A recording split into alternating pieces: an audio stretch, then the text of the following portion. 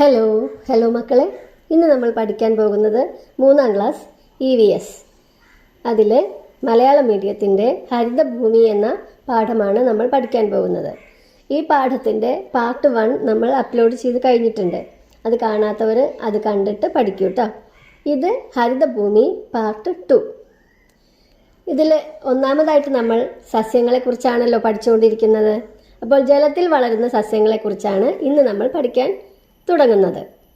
അപ്പോൾ നിങ്ങൾ ആദ്യമായിട്ടാണോ നമ്മുടെ ഈ ചാനൽ കാണുന്നത് എങ്കിലൊന്ന് സബ്സ്ക്രൈബ് ചെയ്യൂ. അതുപോലെ തന്നെ ഈ വീഡിയോയ്ക്ക് ഒരു ലൈക്ക് നൽകാനും നിങ്ങളുടെ ഫ്രണ്ട്സിന് വീഡിയോ ഷെയർ ചെയ്യാനും മറക്കല്ലേ കേട്ടോ. അപ്പോൾ നമുക്ക് വീഡിയോയിലേക്ക് പോകാം. സസ്യങ്ങൾ ജലത്തിലും. ജലത്തിൽ വളരുന്ന സസ്യങ്ങളാണ് ജലസസ്യങ്ങൾ.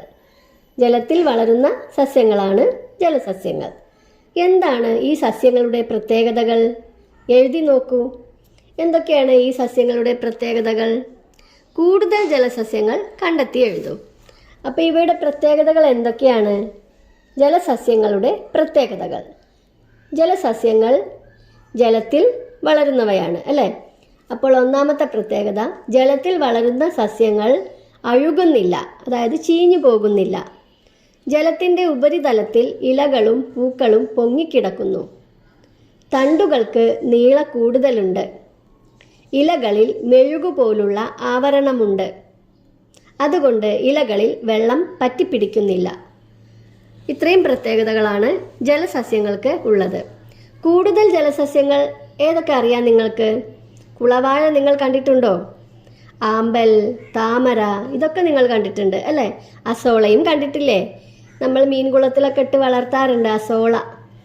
ആഫ്രിക്കൻ പായൽ, കരിമ്പായൽ, നീർവാഴ, ഇതൊക്കെ നിങ്ങൾക്കറിയാം. അപ്പോൾ ഏതൊക്കെയാണ് ജലസസ്യങ്ങൾ?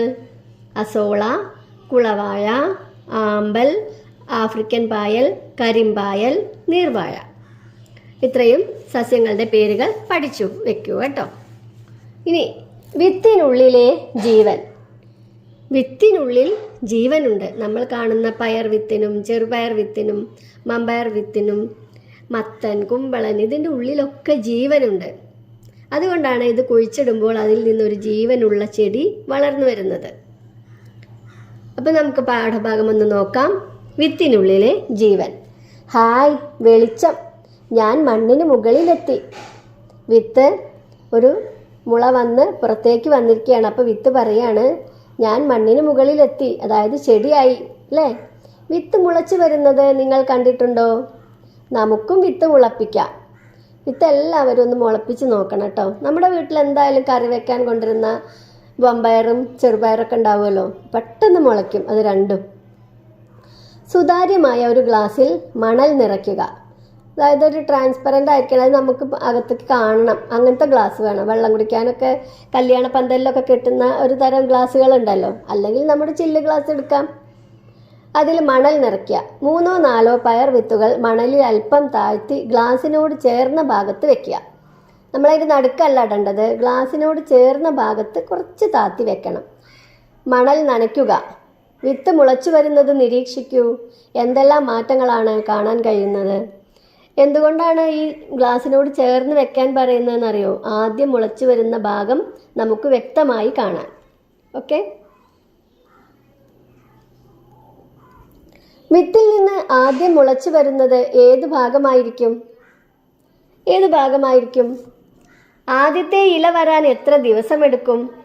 ഇപ്പോൾ വിത്തിൽ നിന്നും ആദ്യം മുളച്ചു വരുന്നത് ഏത് ഭാഗമായിരിക്കും? നമ്മൾ വിചാരിക്കും അത് ഇലയാണ് ആദ്യം മുളച്ചു വരുന്നത് എന്ന് അല്ലേ? കുട്ടികളാവുമ്പോൾ എല്ലാവരുടെയും ധാരണ അങ്ങനെയാണ്.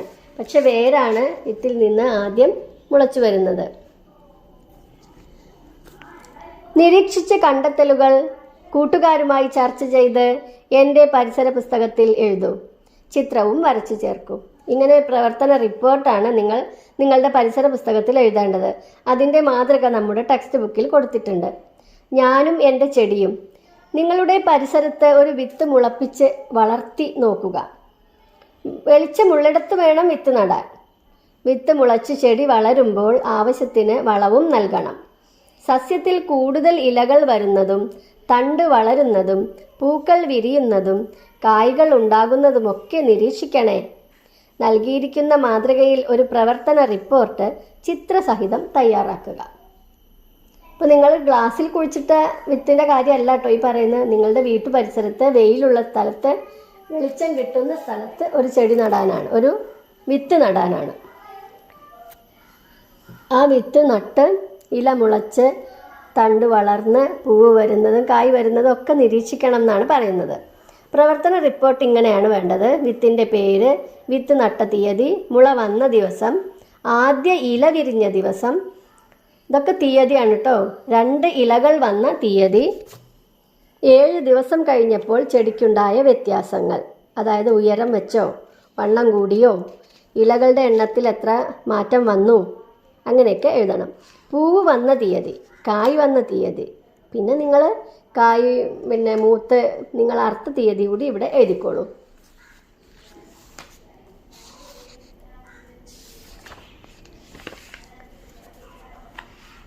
വിത്തിൽ നിന്നല്ലാതെയും ചെടികൾ. ഇപ്പം നമ്മൾ വിത്ത് മുളച്ച് ഒരു പുതിയ ചെടി ഉണ്ടാകും എന്ന് മനസ്സിലാക്കി. വിത്ത് മുളച്ചല്ലാതെയും പുതിയ ചെടികൾ ഉണ്ടാകും. നമുക്ക് നോക്കാം. ഈ കറിവേപ്പിൻ്റെ വേരിൽ നിന്നുണ്ടായ തൈകളാണ് ഇതെല്ലാം. കറിവേപ്പിൻ്റെ അടിയിൽ കൂടെ നിറയെ തൈകളുണ്ട്. ഇപ്പോൾ വലിയൊരു കറിവേപ്പ് നിൽക്കുന്നുണ്ട്, അതിൻ്റെ അടിയിൽ ഒരു ചെറിയ കറിവേപ്പ് നിൽക്കുന്നുണ്ട്, ഇനിയും ചെറിയ ചെറിയ തൈകളുണ്ട്. ഇപ്പോൾ ഇവിടെ ഈ പെൺകുട്ടി പറയുന്നത് ഇലമുളച്ചിയുടെ തൈകൾ ഇലയിൽ നിന്നാണല്ലോ ഉണ്ടാകുന്നത്. ഇപ്പോൾ 2 തരത്തിൽ സസ്യങ്ങൾ ഉണ്ടാകുന്നതാണ് നമ്മൾ കണ്ടത്. ഒന്ന് വേരിൽ നിന്നുണ്ടാകുന്നുണ്ട്, മറ്റത് ഇലയിൽ നിന്നും മുളച്ച് മറ്റൊരു ഇല ഉണ്ടാകുന്നുണ്ട്. അപ്പോൾ ഇതെല്ലാം നിങ്ങൾ കണ്ടല്ലോ. സ്കൂൾ ജൈവ വൈവിധ്യ ഉദ്യാനം വിപുലീകരിക്കുന്നതിനായി സൈറയും കൂട്ടരും ചെത്തി, ചെമ്പരത്തി, നിശാഗന്ധി, റോസ്, മത്തൻ, മാവ്, മുല്ല തുടങ്ങിയവ നടാൻ തീരുമാനിച്ചു. നടുന്ന ഭാഗം അനുസരിച്ച് ഇവയെ തരം തിരിച്ച് എഴുതുക. ഓരോ ഇനത്തിലും പെട്ട കൂടുതൽ ചെടികൾ കണ്ടെത്തി എഴുതുക. അപ്പോൾ നമ്മൾ വിത്ത് ആദ്യം തന്നെ നമ്മളിവിടെ വിത്ത് നട്ടിട്ട് ഇതിൽ ഏതൊക്കെ നടാം? ചെത്തി, ചെമ്പരത്തി, നിശാഗന്ധി, റോസ്, മത്തൻ്റെ വിത്താണ് നടുന്നത്. മാവും എന്താണ് വിത്താണ് നടുന്നത്. അപ്പോൾ വിത്തിൻ്റെ ഭാഗത്ത് മത്തൻ, മാവ് എന്ന് എഴുതുക. ഇനി കാണ്ഡം, അതായത് കൊമ്പ്, തണ്ട് എന്നൊക്കെ പറയും. തണ്ട് നട്ടിട്ട് നമ്മൾ എന്തൊക്കെയാണ് ഉണ്ടാക്കുന്നത്? ചെത്തി, ചെമ്പരത്തി, റോസ്, മുല്ല. ഓക്കെ. ഇനി അടുത്തത് ഇവിടെ കൊടുത്തിട്ടുണ്ട് ഈ നിശാഗന്ധി എന്ന്. നിശാഗന്ധി നമുക്ക് ഏതിലാണ് പെടുത്താൻ പറ്റുക? നിശാഗന്ധി ഇല മുളച്ചിട്ടാണ് ഉണ്ടാകുന്നത്. ഓക്കെ. അടുത്തത് സസ്യഭാഗങ്ങളും ധർമ്മങ്ങളുമാണ്. സസ്യത്തിൻ്റെ ഭാഗങ്ങൾ ഏതൊക്കെയാണെന്ന് നമ്മൾ പഠിച്ചു അല്ലേ? വേര്, തണ്ട്, ഇല, പൂവ്, കായ, ഇങ്ങനെ സസ്യത്തിൻ്റെ ഭാഗങ്ങളുണ്ട്. സസ്യത്തിന് എന്തിനാണ് വിവിധ ഭാഗങ്ങൾ?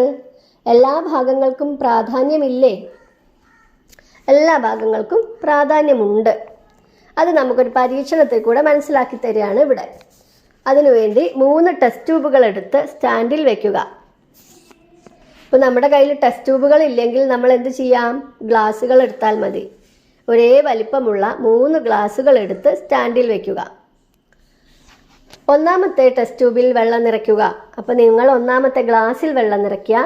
രണ്ടാമത്തെ ടെസ്റ്റ് ട്യൂബിൽ ചുവപ്പ് മഷി ചേർത്ത വെള്ളം അതേ അളവിൽ നിറയ്ക്കുക. മൂന്നാമത്തെ ഗ്ലാസ്സിൽ എന്ത് ചെയ്യണം? വെള്ളത്തിൻ്റെ അളവ് നമ്മൾ രേഖപ്പെടുത്തണം കേട്ടോ. ഈ ചുവന്ന മഷിയും അതേപോലെ ആദ്യത്തെ ഗ്ലാസ്സിൽ നിറച്ച വെള്ളത്തിൻ്റെ ഒക്കെ അളവ് രേഖപ്പെടുത്തി വെക്കണം. അവിടെ വല്ല അടയാളം ഇട്ട് വെക്കുക. മൂന്നാമത്തെ ടെസ്റ്റ് ട്യൂബിൽ ജലമൊന്നും ഒഴിക്കാതെ വെക്കുക.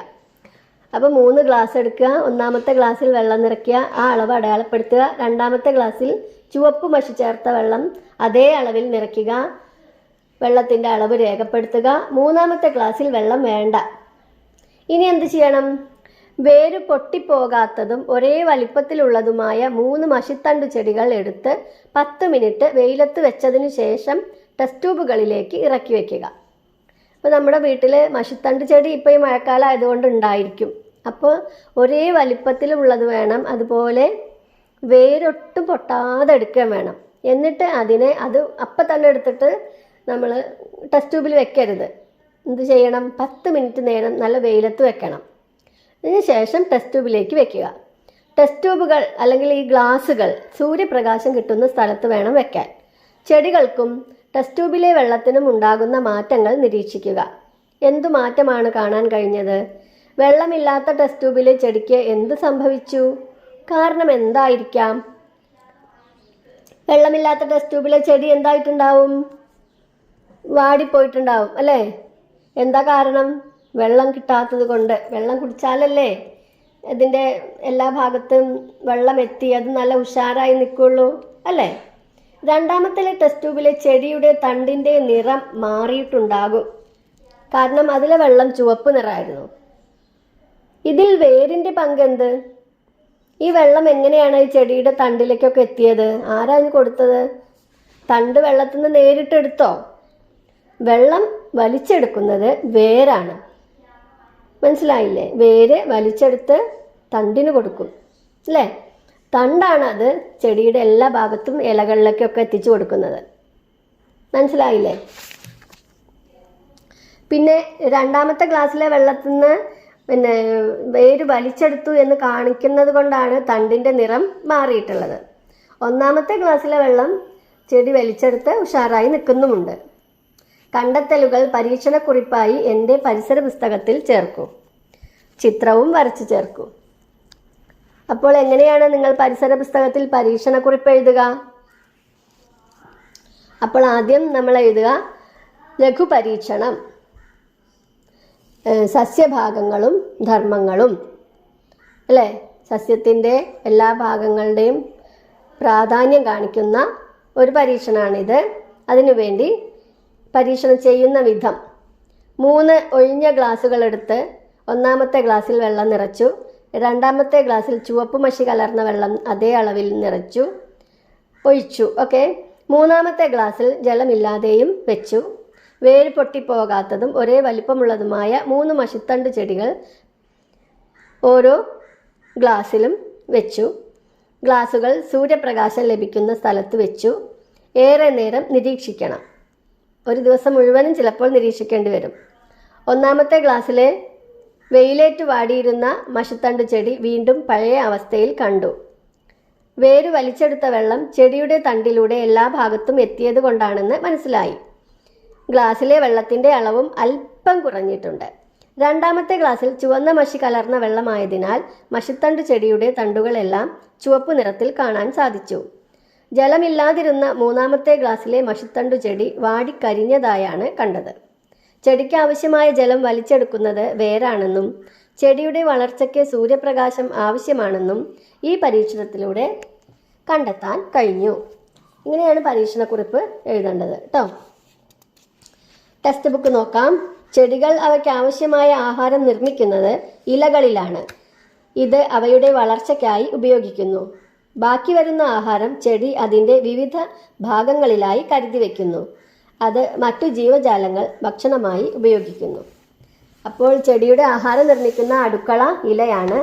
ഇല ആഹാരം നിർമ്മിച്ച് ബാക്കിയുള്ള ഭാഗം, ആഹാരത്തിൻ്റെ ബാക്കി വരുന്നതൊക്കെ ഇലയിലും കായിലും ഒക്കെ സൂക്ഷിച്ചു വയ്ക്കും. അത് മറ്റുള്ളവർ ആഹാരമായി ഉപയോഗിക്കും. അടുത്ത പ്രവർത്തനം വരച്ച് യോജിപ്പിക്കൂ.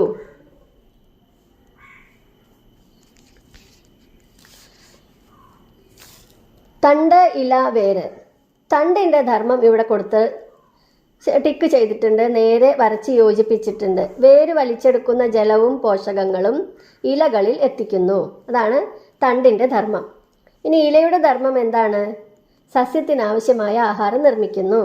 വേരിൻ്റെ ധർമ്മം സസ്യത്തെ മണ്ണിൽ ഉറപ്പിച്ചു നിർത്തുന്നു. അടുത്തത് ഇലകളുടെ വൈവിധ്യം. സ്കൂൾ ജൈവവൈവിധ്യ ഉദ്യാനത്തിലെ സസ്യങ്ങൾ നിരീക്ഷിച്ച് അവയുടെ ഇലകളുടെ സവിശേഷതകൾ ഉൾപ്പെടുത്തി പട്ടിക പൂർത്തിയാക്കുക. നമ്പർ ഇട്ടിട്ടുണ്ട്. സസ്യത്തിൻ്റെ പേര്, ആകൃതി, മണം, നിറം. അപ്പോൾ ഒന്നാമതായിട്ട് ഇവിടെ കൊടുത്തിട്ടുള്ളത് തുമ്പ. തുമ്പയുടെ ഇലയുടെ ആകൃതി നീണ്ടു കൂർത്തതാണ്. മണമുണ്ട്. നിറം പച്ച. ഇനി നമ്മൾ കുറച്ച് ചെടികളുടെ പേര് കൂടി ഇവിടെ ചേർത്ത് കൊടുക്കാം. സ്കൂളിലുള്ള മാവ് എടുക്കാം നമുക്ക്. മാവ്, ഇലയുടെ ആകൃതി നീണ്ടു കൂർത്തത്, മണമുണ്ട്, നിറം പച്ച. മൂന്നാമതായിട്ട് നമുക്ക് വാഴ എടുക്കാം. വാഴ വലുപ്പമുള്ളതും നീളമുള്ളതുമാണ്. ഇലയുടെ ആകൃതി പ്രത്യേക മണമില്ല. ഇലയുടെ നിറം പച്ച. അടുത്തതായിട്ട് നമുക്ക് തുളസി എടുക്കാം. ചെറുതും ദീർഘവൃത്താകൃതിയുമാണ് ഇലയുടെ ആകൃതി. മണമുണ്ട്. നിറം പച്ച. അങ്ങനെ നമുക്ക് എത്രണ്ണം വേണമെങ്കിലും എഴുതാം. പ്ലാവാണെങ്കിൽ ദീർഘവൃത്താകൃതി തന്നെയാണ്. ഇലയ്ക്ക് പ്രത്യേക മണമില്ല, എന്നാൽ ചെറിയ മണമുണ്ട്. ഇലയുടെ നിറം പച്ച. എന്തെല്ലാം വ്യത്യാസങ്ങളാണ് കണ്ടെത്തിയത്? എഴുതി നോക്കൂ. അപ്പം നിറത്തിൽ വ്യത്യാസമുണ്ട് എന്ന് പറയുന്നുണ്ട്. അപ്പം നമ്മൾ നിറത്തിൽ വ്യത്യാസമുള്ള ഒരു ചെടിയും ഇവിടെ എഴുതിയിട്ടില്ല. ഇലയുടെ നിറത്തിൽ വ്യത്യാസമുള്ള ചെടികളുണ്ട് അല്ലേ? നമ്മളെ വീടുകളിലൊക്കെ കാണുന്ന കളർ ചെടികളുടെ ഒക്കെ ഇലയ്ക്ക് വ്യത്യാസമുണ്ട് നിറത്തിന്. പിന്നെ ആകൃതിയിൽ വ്യത്യാസമുണ്ട്, വലിപ്പത്തിൽ വ്യത്യാസമുണ്ട്, മണത്തിൽ വ്യത്യാസമുണ്ട്, കട്ടി കൂടിയതും കുറഞ്ഞതുമുണ്ട് അല്ലേ? പിന്നെ ഇലകളിൽ കാണുന്ന സിരാവിന്യാസത്തിനും വ്യത്യാസമുണ്ട്. ഇലകളിൽ ഓരോ ആകൃതിയാണ്, അതിലെ സിരകൾ നോക്കിയാൽ അറിയാം. ഓക്കെ, അപ്പോൾ നമുക്ക് ഇവിടെ എഴുതാനുള്ളത് നിറത്തിൽ വ്യത്യാസമുണ്ട്, ആകൃതിയിൽ വ്യത്യാസമുണ്ട്, മണത്തിൽ വ്യത്യാസമുണ്ട്, വലിപ്പത്തിൽ വ്യത്യാസമുണ്ട് ഒക്കെ എഴുതിക്കോളൂ കേട്ടോ. ഇലകൾ പേപ്പറിനടിയിൽ വെച്ച് ക്രയോൺസ് ഉപയോഗിച്ച് പകർത്തി ഇലയുടെ രേഖാചിത്രങ്ങൾ വരയ്ക്കൂ. പാറ്റേണുകൾ നിരീക്ഷിക്കൂ. ഇലയുടെ രേഖാചിത്രം വരച്ച് നോക്കുമ്പോഴാണ് അതിലെ പാറ്റേണുകൾ നമുക്ക് ക്ലിയർ ആവുക. ഓക്കെ, ഇനി ഇല രൂപങ്ങൾ. വിവിധ തരം ഇലകൾ കൊണ്ടുണ്ടാക്കിയ ജീവികളുടെ രൂപങ്ങൾ നോക്കൂ. ഇതുപോലെ നമുക്കും നിർമ്മിക്കാം. അടുത്തതായിട്ട് പൂക്കളിലെ വൈവിധ്യം. എൻ്റെ പൂക്കൾ പറിക്കരുതേ, തുമ്പച്ചെടി പറയാണ്. പൂ പറിക്കരുത് എന്ന് ചെടി പറയുന്നത് എന്തുകൊണ്ടാവാം? പൂക്കൾ കൊണ്ട് ആർക്കെല്ലാം എന്തെല്ലാം പ്രയോജനങ്ങളുണ്ട്? എഴുതൂ. പൂക്കൾ കൊണ്ട് ആർക്കൊക്കെ എന്തൊക്കെ പ്രയോജനങ്ങളാണ് ഉള്ളത്? ഒന്ന് അവിടെ തന്നിട്ടുണ്ട്, തേനീച്ചയ്ക്ക് തേൻ ലഭിക്കുന്നു. ഇനി രണ്ടാമതായിട്ട്, പൂക്കളിൽ നിന്നാണ് പഴങ്ങളും കായ്കളും ഉണ്ടാകുന്നത്. പൂക്കൾ നമുക്ക് സന്തോഷം തരുന്നു. പൂക്കൾ മനുഷ്യൻ അലങ്കാരത്തിനായി ഉപയോഗിക്കുന്നു. പക്ഷികൾ, പ്രാണികൾ, പൂമ്പാറ്റകൾ എന്നിവ പൂക്കളെ ഭക്ഷണമായി ഉപയോഗിക്കുന്നു. മരുന്നായി ചില പൂക്കൾ ഉപയോഗിക്കുന്നു. പുതിയ ചെടികൾ ഉണ്ടാകുന്നതിനുള്ള വിത്തുകൾ പൂക്കളിലാണ് ഉണ്ടാകുന്നത്. ചില പൂക്കളിൽ വിത്തുകൾ എടുത്തിട്ടാണ് നമ്മൾ വിത്തായിട്ട് ഉപയോഗിക്കുന്നത്. പൂക്കൾ പലവിധം. ഇതിൽ കുറച്ച് പൂക്കളുടെ ചിത്രങ്ങൾ തന്നിട്ടുണ്ട് അല്ലേ? ഇതിൽ ഏതൊക്കെയാണിത്? റോസ് ഉണ്ട്, കൊന്നപ്പൂവുണ്ട്, അടുത്തത് മുല്ലപ്പൂവ് അവിടെ തന്നിട്ടുണ്ട്, 10 മണിപ്പൂവ് അവിടെ തന്നിട്ടുണ്ട്, അടുത്തത് സീനിയ, ചെണ്ടുമല്ലി. ഇത്രയും പൂക്കളുടെ പേരുകൾ ഇവിടെ എഴുതി കൊടുക്കുക. ചിത്രത്തിൽ നൽകിയിരിക്കുന്ന പൂക്കളുടെ പേരുകൾ കണ്ടെത്തി എഴുതൂ എന്നാണ് നിങ്ങളോട് പറഞ്ഞിട്ടുള്ളത്. മണത്തിലും ആകൃതിയിലും നിറത്തിലുമല്ലാതെ മറ്റേതെല്ലാം തരത്തിൽ ഇവ വ്യത്യാസപ്പെട്ടിരിക്കുന്നു? കൂടുതൽ പൂക്കളെ നിരീക്ഷിച്ച് എൻ്റെ പരിസര പഠന പുസ്തകത്തിൽ എഴുതൂ. പൂക്കളെ എന്തിലൊക്കെയാണ് വ്യത്യാസം എന്നാണ് പറഞ്ഞിരിക്കുന്നത്? മണത്തിലും നിറത്തിലും ആകൃതിയിലും വ്യത്യാസമുണ്ട് അല്ലേ? പിന്നെ ഏതെല്ലാം കാര്യത്തിൽ വ്യത്യാസപ്പെട്ടിരിക്കുന്നു എന്ന് നോക്കുക. ഇതളുകളുടെ എണ്ണത്തിൽ, ഇതളുകൾ ചേർത്ത് വെച്ചിരിക്കുന്നതിൻ്റെ ഇതിൽ എത്ര ഇതളുകളാണ് ചേർത്ത് വെച്ചിരിക്കുന്നത്. പിന്നെ ചില പൂക്കളുകൾ ഒന്നിച്ചൊരു കുലയായിട്ടാണ് ഉണ്ടാകുന്നത്. അങ്ങനെ പലതരത്തിലും പൂക്കൾ വ്യത്യാസപ്പെട്ടിരിക്കുന്നു. ചിത്രത്തിലുള്ള ഈ സസ്യങ്ങളെ നിങ്ങൾ കണ്ടിട്ടുണ്ടോ? ഇവ പൂക്കുന്നവയാണോ? എല്ലാ ചെടികളും പൂക്കുന്നുണ്ടോ? അന്വേഷിച്ചറിയൂ. നമുക്ക് ചുറ്റും കാണുന്ന എല്ലാ ചെടികളും പൂക്കുന്നില്ല. പൂക്കൾ ഉണ്ടാകാത്ത സസ്യങ്ങളുമുണ്ട്. അതിൽപ്പെട്ടതാണ് പായലുകൾ, ആൽഗകൾ, ഫംഗസുകൾ തുടങ്ങിയ ഇനത്തിൽപ്പെട്ട സസ്യങ്ങൾ. ഈ സസ്യങ്ങൾ ആ ഇനത്തിൽപ്പെട്ടവയാണ്. സസ്യത്തിൻ്റെ പ്രധാന ഭാഗങ്ങൾ വേര്, തണ്ട്, ഇല എന്നിവയാണ്. സസ്യത്തിൻ്റെ വളർച്ചയുടെ ഒരു ഘട്ടത്തിൽ പൂവുണ്ടാകുന്നു. പൂവ് പിന്നീട് കായ് ആയി മാറുന്നു. എല്ലാ ചെടികളും പൂക്കുന്നില്ല. എല്ലാ പൂക്കളും കായായി മാറുന്നുമില്ല. ഈ ചെടി ഏതാണ്? അടുത്ത ചെടി നോക്കൂ. ഇതാണ് കള്ളിച്ചെടി എന്ന് നമ്മൾ പറയും. കള്ളിമുൾ ചെടി. തണ്ട് ഇലകളെപ്പോലെ രൂപപ്പെട്ടിരിക്കുന്ന ചെടിയാണിത്. ഇതിൻ്റെ തണ്ടാണ് ഈ കാണുന്നത്. നമ്മൾ വിചാരിക്കും ഇതിൻ്റെ ഇലയാണെന്ന് അല്ലേ? ജലം കുറവുള്ള സ്ഥലങ്ങളിൽ വളരുന്ന ഇത്തരം സസ്യങ്ങൾ കണ്ടിട്ടുണ്ടോ? എന്താണ് ഇവയുടെ പ്രത്യേകതകൾ? ഇതിൻ്റെ പ്രത്യേകതയാണിത്. ഇതിൻ്റെ തണ്ട് ഇലകളെ പോലെ രൂപപ്പെട്ടിരിക്കുന്നു. ജലം കുറവുള്ള സ്ഥലങ്ങളിൽ ഇവയ്ക്ക് ജീവിക്കാൻ കഴിയും. ഇല ചെയ്യുന്ന ജോലി തണ്ടു തന്നെ ചെയ്യുന്നു. അതായത് ഇല ചെയ്യുന്ന ജോലി എന്താണ്? ആഹാരം ഉണ്ടാക്കൽ. ഈ കള്ളിമുൾ ചെടിയിൽ ഈ തണ്ടുകൾ തന്നെ ആഹാരവും ഉണ്ടാക്കുന്നു. നീലക്കുറിഞ്ഞി ഒരു പ്രത്യേക തരം ചെടിയാണ്. 12 വർഷത്തിൽ ഒരിക്കൽ മാത്രം പുഷ്പിക്കുന്ന അപൂർവ ഇനം സസ്യമാണ്. 12 വർഷത്തിൽ ഒരിക്കൽ കണക്കാക്കിയിട്ട് അങ്ങനെ മാത്രമേ ഈ ചെടി പൂക്കുള്ളൂ. നീലഗിരി കുന്നുകൾക്ക് ആ പേര് വരാൻ കാരണം ഈ നീലക്കുറിഞ്ഞിയാണ്. നീലഗിരി കുന്നുകൾ, മൂന്നാറിലെ നീലഗിരി കുന്നുകളിലാണ് ഈ ചെടി കാണുന്നത് കൂടുതലായിട്ടും. ഈ ചെടി കാരണമാണ് നീലക്കുറിഞ്ഞി അങ്ങനെയാണ് ഈ പേര് കിട്ടിയിട്ടുള്ളത്. വിരിഞ്ഞു കഴിഞ്ഞാൽ 3 മാസം വരെ ഈ പൂവ് വാടാതെ നിൽക്കൂട്ടോ. അപ്പോൾ ഈ 3 മാസം ഈ പൂവ് കാണാൻ, ഈ നീലക്കുറിഞ്ഞി പൂത്ത് നിൽക്കുന്ന നീലഗിരി മലകൾ കാണാൻ ധാരാളം ആളുകൾ ചെല്ലാറുണ്ട്. ഈ പൂക്കൾ വിരിഞ്ഞു നിൽക്കുന്നത് മനോഹരമായ ഒരു കാഴ്ച തന്നെയാണ്. ഓക്കെ, സസ്യങ്ങൾ കൊണ്ടുള്ള പ്രയോജനങ്ങൾ എന്തൊക്കെയാണ്? ഒന്ന് കൊടുത്തിട്ടുണ്ട് അവിടെ, തണൽ നൽകുന്നു. നമുക്കൊക്കെ തണൽ കിട്ടുന്നുണ്ട്. പക്ഷികൾ, ചെറുജീവികൾ തുടങ്ങിയവയ്ക്ക് വാസസ്ഥലം നൽകുന്നു. പക്ഷികളും ചെറുജീവികൾക്കും വീട് കിട്ടുന്നതും ഈ മരത്തിലാണ്, അല്ലേ? ജീവജാലങ്ങൾക്ക് ഭക്ഷണത്തിനായി ഇലകൾ, കായകൾ തുടങ്ങിയവ ലഭിക്കുന്നു. ഇല തിന്നുന്ന ജീവികൾക്ക് ഇലയും കായ്കൾ തിന്നുന്ന ജീവികൾക്ക് കായയും കിട്ടുന്നുണ്ട്. ശുദ്ധവായു ലഭിക്കുന്നതിന് സഹായിക്കുന്നു. നല്ല ശുദ്ധമായ വായു കിട്ടും. പല സസ്യഭാഗങ്ങളും മരുന്നായി ഉപയോഗിക്കുന്നു. മണ്ണൊലിപ്പ് തടയുന്നതിന് മരങ്ങൾ സഹായിക്കുന്നുണ്ട്.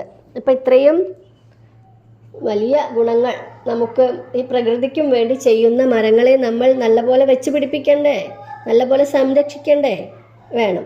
അപ്പോൾ സസ്യങ്ങൾ വച്ചുപിടിപ്പിച്ചും സംരക്ഷിച്ചും ഭൂമിയെ ഹരിതഭൂമിയായി നിലനിർത്തേണ്ടത് നമ്മുടെ ഓരോരുത്തരുടെയും കടമയല്ലേ? അതെ അല്ലേ? ഈ ഭൂമിയെ ഹരിതഭൂമിയായി തന്നെ നിലനിർത്താം. ഓക്കെ, ഇത്രയുമാണ് നമ്മുടെ ഈ പാഠഭാഗത്തുള്ള കാര്യങ്ങൾ. ഹരിതഭൂമി. അപ്പോൾ എല്ലാവരും ചെടികൾ വെച്ച് പിടിപ്പിക്കുക, ഉള്ള ചെടികളെയൊക്കെ സംരക്ഷിക്കുക. ഒരു മരം വെട്ടുമ്പോൾ 2 മരമെങ്കിലും നടുക. ഓക്കെ, ഇനി വിലയിരുത്താമെന്ന പേജ് നോക്കാം. താഴെ കൊടുത്തിരിക്കുന്ന സസ്യങ്ങളുടെ പേരുകൾ കണ്ടെത്തി അവ ഏതു വിഭാഗത്തിൽ ഉൾപ്പെടുന്നു എന്ന് എഴുതുക. കൂടുതൽ ഉദാഹരണങ്ങൾ കണ്ടെത്തി അവ ഉൾപ്പെടുന്ന വിഭാഗത്തിൻ്റെ പ്രത്യേകതകളും എഴുതുക.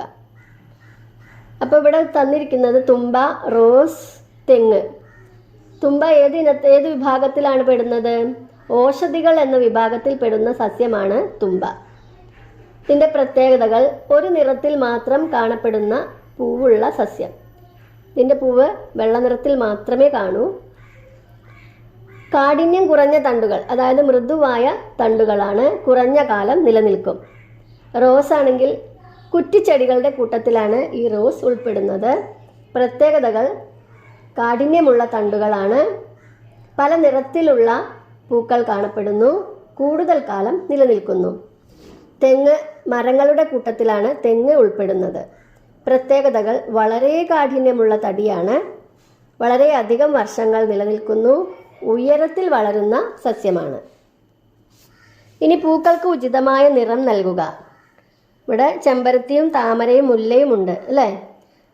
നിങ്ങൾ ഏതെല്ലാം നിറങ്ങളാണ് തിരഞ്ഞെടുത്തത്? ഈ നിറം തിരഞ്ഞെടുത്തത് എന്തുകൊണ്ടാണ്? നിങ്ങൾക്കറിയാവുന്ന പൂച്ചെടികളെ തരംതിരിച്ച് പട്ടിക പൂർത്തിയാക്കുക. അപ്പോൾ നോക്കുക, ചെമ്പരത്തി എന്താണ്? പല നിറത്തിൽ പൂക്കളുള്ള ഒരു ചെടിയാണ് ചെമ്പരത്തി. പിന്നെ താമരയാണെങ്കിലും ഒന്നിൽ കൂടുതൽ നിറത്തിൽ കാണപ്പെടുന്നു. മുല്ല ഒരേ നിറത്തിൽ മാത്രമാണ് കാണപ്പെടുന്നത്, അല്ലേ?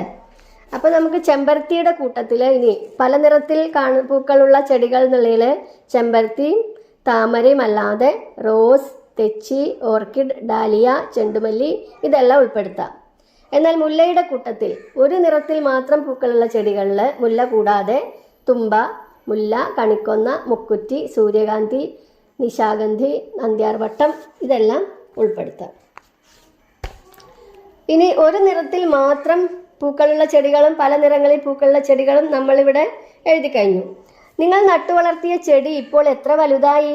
ചിത്രം വരച്ച് ഭാഗങ്ങൾ അടയാളപ്പെടുത്തുക. അപ്പോൾ ഈ പാഠം തുടങ്ങിയപ്പോൾ നിങ്ങളോട് ചെടി നടാൻ പറഞ്ഞിരുന്നു, അല്ലേ?